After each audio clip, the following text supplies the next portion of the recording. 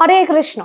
যখন এই বিতর্ক চলছে পৃথিবীর চ্যাপ্টা নাকি গোল, তখন আমাদের ভীষ্ম পর্বের মহাভারতে পঞ্চম অধ্যায় 16 এবং 17 নম্বর শ্লোকে ধৃতরাষ্ট্র সঞ্জয়কে জিজ্ঞাসা করছেন, আকাশ থেকে পৃথিবীকে কেমন লাগে দেখতে সঞ্জয়? সঞ্জয় ব্যাখ্যা দিচ্ছেন, আমরা যেমন আমাদের প্রতিবিম্ব দর্পণ বা আয়নায় দেখতে পাই, তেমনি পৃথিবীর প্রতিবিম্ব চাঁদের উপর পড়ে এবং কেমন লাগে দেখতে। একদিকে দুটো অসুস্থ বৃক্ষের পত্রকে জুড়লে যেমন দেখতে লাগে, এবং অন্যদিকে একটা খরগোশ যেন ঝোপঝাড়ের দিকে অগ্রসর হচ্ছে তেমন লাগে দেখতে।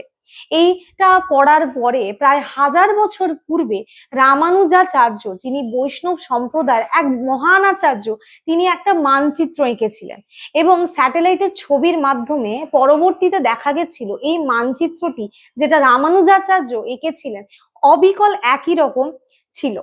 এই মহান আচার্যের আগামী 2রা এপ্রিল শুভ আবির্ভাব দিবস। পরবর্তী পর্বের জন্য আমার চ্যানেলটিকে সাবস্ক্রাইব করুন। হরে কৃষ্ণ।